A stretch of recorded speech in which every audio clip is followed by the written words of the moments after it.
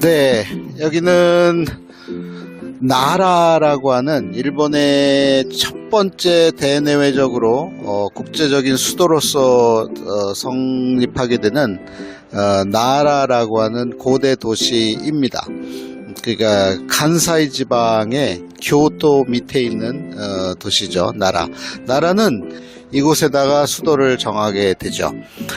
이전까지는 그때까지는 야마토 오에라고 하는 이름으로 알려져 있었고, 나중에 알게 된 사실이지만 그 야마토 오에라고 하는 정권은 결국은 반도에 있었던 백제의 왕권이 이곳 일본 열도에 와서 열도 백제를 열게 되는 그런 곳이 바로 야마토 오에입니다. 그러니까 일반적으로는 야마토 오에로 알려져 있지만 저는 열도 백제라고 소개를 하고 있습니다. 이전에 이 남쪽에, 지금 보시는 이 남쪽에 있었던 곳에서 수도를 이리로 옮겨오게 돼요. 이전까지는 저 남쪽에 있는 나라 분지 밑에 남쪽에 있는 아스카 지역, 다시 말해서 카시하라, 사쿠라이, 이 지역에 이 수도가 있었는데, 그때까지는 국제적인 수도라기보다는 야마토 오에라고 하는 이름으로서 이제 이 중국이나 다른 외국의 인정을 받았던 형태였고요. 그러다가 이제 정말로 이제 세계적인 무대로 등장하기 시작하는 곳이 바로 그 첫 번째 수도가 바로 여기입니다. 나라라고 하는 고유 한글이고요. 나라의 뜻은 나래에서 왔고요. 또는 누리, 크다라는 의미에서 왔습니다. 그래서 여전히 여기는 이제 지명을 나라라고 쓰고 있습니다. 나라는 순수한 우리 한글입니다. 백제인들은 이곳에 나라라고 하는 수도를 창건하기 이전까지 많은 우여곡절을 겪었죠. 나라의 전신은 야마토 오에라고 그랬잖아요. 야마토 오에에 여러 수도가 있었는데 많았습니다. 왕궁이 상당히 많았는데 규모가 그다지 크지 않았던 왕궁들이었어요. 대표적으로 보면 아스카 판계궁이 있었고요. 또 저 위쪽으로는 교토 쪽으로는 오츠라고 하는 곳도 있고요. 그리고 밑에 쪽으로는 백제궁이라는 곳도 있었고, 나중에 이곳 나라로 궁을 세우기 전, 다시 말해서 여기 헤이조쿄궁이라고 하는데, 이 헤이조쿄궁을 세우기 전에 직전에 있었던 곳은 바로 후지와라궁.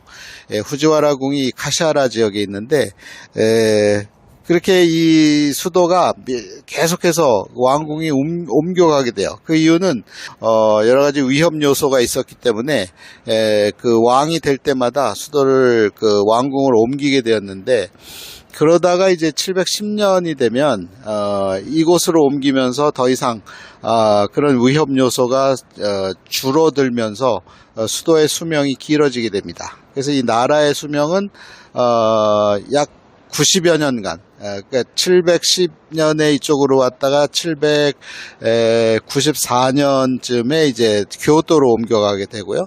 그리고 교토에서는 뭐 무려 1000년 이상을 거기에서 유지하게 됩니다.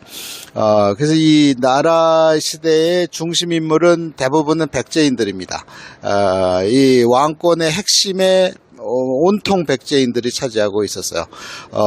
그리고 이 나라 시대가 이루어지기 이전에 아스카 시대는 그 이전에 있었던 고구려 유민 그리고 신라인들과 백제인들의 각축전이 있다가 결국은 400년대 이후부터는 거의 백제인들이 지배하는, 일본 열도를 지배하는 그런 상황이 되죠.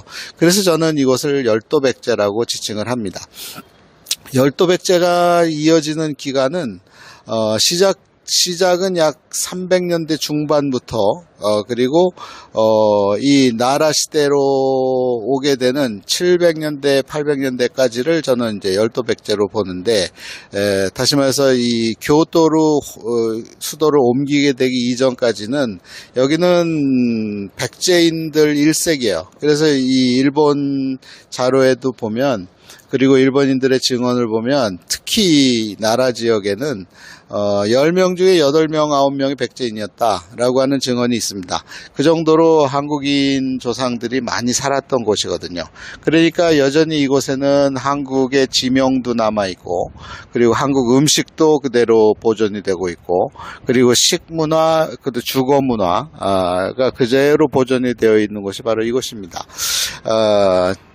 나라 시대를 710년에 열게 되는 계기는 뭐냐면, 결국은 한반도에서의 삼국시대의 종언이에요. 다시 말해서 백제가 멸망하고 고구려도 멸망하고, 그리고 한반도에서는 통일신라라는 국가가 들어서면서 이 백제가 멸망하면서 백제의 왕권들, 통치자들이 대거 이 일본 열도 땅으로 옮겨오면서 이 오사카 지역에 가와치라고 하는 오사카 지역을 시작으로 해서, 그리고 지금의 나라 남쪽, 나라 본지 남쪽에 대거 운집하면서 거기에서 이제 야마토 정권을 창출하고 그러면서 권력을 유지하다가 결정적으로 660년에 반도에 있었던 백제가 나당연합군에 의해서 멸망하면서 3년 동안 재건을 위해서 이 땅에 있었던 백제 왕통의 후손들이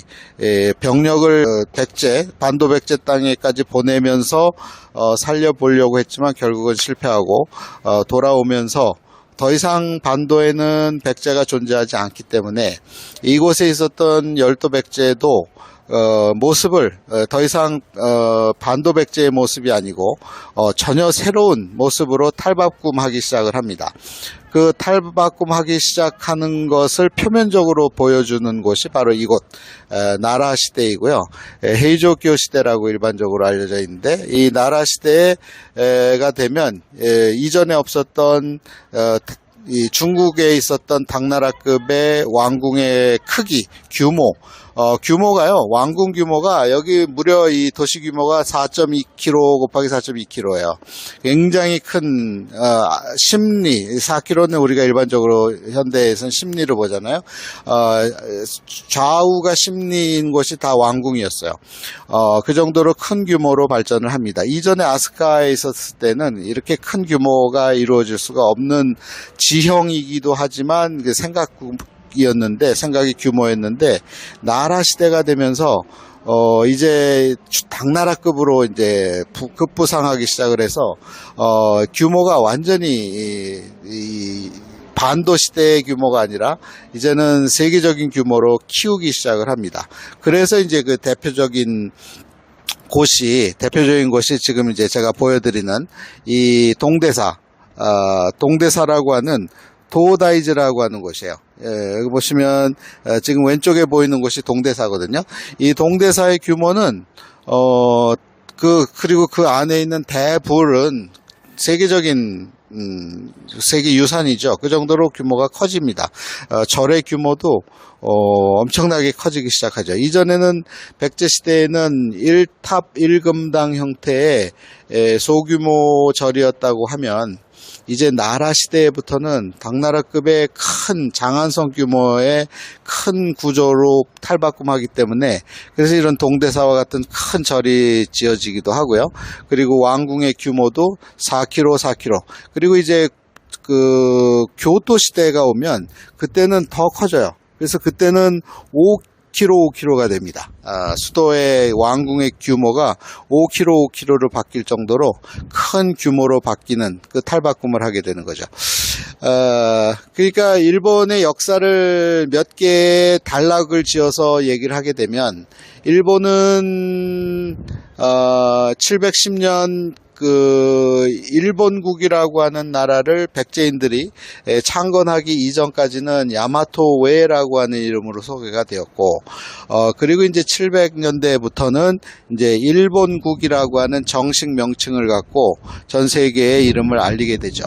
그 일본국이라고 하는 이름으로 이제 수도가 이곳에 약 90여 년 있다가 이제 교토로 옮겨가게 돼요. 그래서 교토에서 천황제도가 이미 정착이 되면서 700년대부터 천황제도가 정착이 되는데, 그 천황이라고 하는 이름도 700년대 중반이 되어서야 이제 천황의 계보가 이름이 완성이 되기 때문에 사실상은 700년대 이전까지는 그냥 왕정 체제입니다. 그래서 지금 우리가 천황 하는 그 일대 천황, 진무 천황, 뭐 15대 천황, 뭐 오진텐노 뭐 이런 이름들은 700년대가 되어야 붙여지는 이름이고, 712년에 고지키나 그리고 720년에 니혼쇼키라고 하는 역사서가 만들어지는 것도 이전에 있었던 것이 아니라 700년대가 되어서야 완성이 되기 때문에 그 이전에 있었던 역사들을 결국은 반도백제가 멸망하면서 이곳을 당나라급으로 키우고 전혀 새로운 체제로 변형을 주기 시작하는 왕권들이 역사서도 임의로 조작을 해서 만들게 돼요. 그래서 그 천황이 신이 천황이 되어서 내려왔다. 그리고 그런 천황가를 섬겨야 된다라고 하는 주장으로 고지키나 일본 서기를 만들어낸 이들도 사실상은 우리 조상들인 백제인들이었다, 이렇게 볼 수가 있는 거죠. 그래서 이 나라 시대, 712년에 나라 시대가 열리기 전까지는 지금 화면으로 보시는 것처럼 백제인들, 특히 백제인들이 살았던 중심 지역은 바로 이 앞에 보이는 흥복사 5층 탑을 기준으로 해서 그 남쪽, 저 남쪽에 있었던 아스카 지역이 생활 터전이고 핵심 지역이었어요. 그래서 거기에는 아스카 궁도 있었고 일본 최초의 절이라고 하는 아스카 절도 있고요. 그리고 그 당시에 호족 세력 중에 가장 핵심 권력이었던 소가시, 이전에 백제에서 넘어온, 백제에서는 목시 가문이었고요.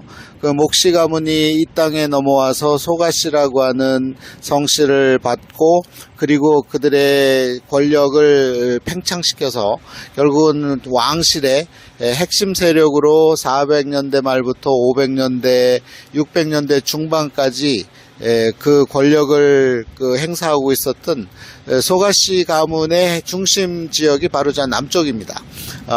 뿐만 아니라 소가시가 오기 전에 이곳에 왔던 나머지 그 백제나 고구려나 신라의 유민들, 대표적인 성씨가 이제 모노노베시라고 하는 가문과, 그리고 가스라기시, 또 오키나가시, 뭐 여러 성씨가 있는데요. 아야시, 이런 반도에서 넘어온 유민들, 그리고 선주민들이 저 남쪽에 있었던 아스카 지역에서 그들의 그 모든 생활 터전을 기반을 닦고 있다가 이제 710년이 되면 백제도 663년에 완전히 멸망을 하고 고구려도 668년에 멸망하기 때문에 이 670년대 이후부터는 이곳에 살고 있었던 백제인들은 더 이상 반도 백제, 다시 말해서 한반도에 대한 기대를 저버리고 이곳에 와서 710년대가 되면서 이곳에다 새로운 수도인, 국제적인 수도인 나라라고 하는 이제 수도를 만들게 되는 거죠. 자, 그래서 지형으로 소개를 하면 이 동쪽에 있었던 산들이 다 백제인들의 중요한 생활 터전이에요. 그래서 거기에는 지금 보시는 바로 전면에 보이는 산 밑에 쪽에는 고분들이 굉장히 많습니다. 거기에는 심지어는 일본인들이 주장하는 그들의 조상이라고 하고 중요한 인물이 히미코의 무덤도 거기 있다고 주장을 하고, 또 스이코 텐노의 무덤도 거기에 있다. 또 경행 그 천황의 게이코 텐노의 그 무덤도 거기에 있고, 많은 그 고분군들이 남쪽에 다 분포합니다. 그래서 여기는 파면 나오는 게 백제의 유물들이에요. 이곳, 왜냐하면 백제인들이 여기를 지배하기 시작하는 것은 400년대고요.